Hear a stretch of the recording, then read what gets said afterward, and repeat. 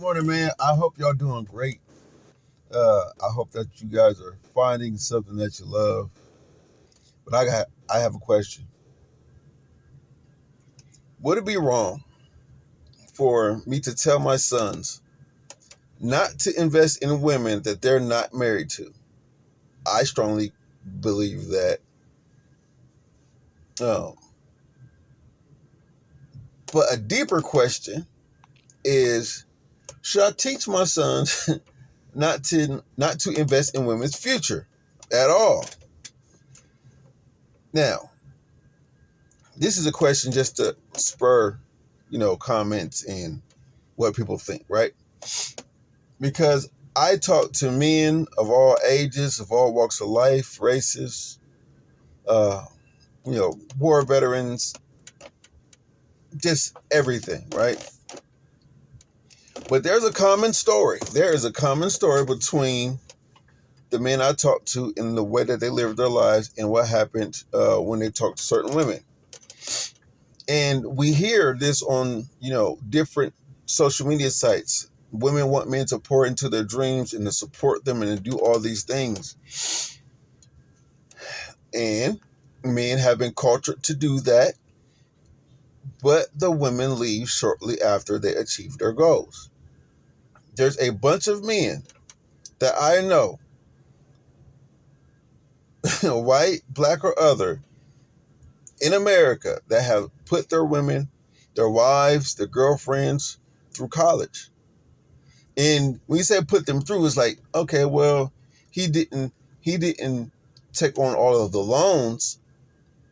But if she was living in a house working part-time or not working at all, going through college so she could focus on her classes, well, that's something that she wouldn't be able to do if she had to work full-time, right? And she wouldn't be able to do that. But since she was attached to him, he made it easier for her to do that. And for the men that are married, like you're not obligated to get anything from her income, from her degree that you helped put her through and made it, reasonable for her to make it through these things. That's all profit. Now this is the reason why I don't like how things are broken down in the law system, because if you have a stock or if you have a business and you may have to give up half your business, half your 401k, all these different things, like really, I don't really like family splitting up, because there's money in family splitting up. Every time there's like a mass split up of homes, and I'm trying to research this, but this is just something that I've seen. When there's like a lot of divorce, a lot of people breaking up, it's kind of backed by inflation, because now you're doubling the demand on the supply. Everything has to become two. But anyway, so with that being said, because there's a lot of men that have put women through colleges and that have supported their dreams and helped them start businesses just to pretty much price themselves out of that woman's market. Should I teach my sons, like, hey, just focus on you? I don't care what she does. And it sounds selfish.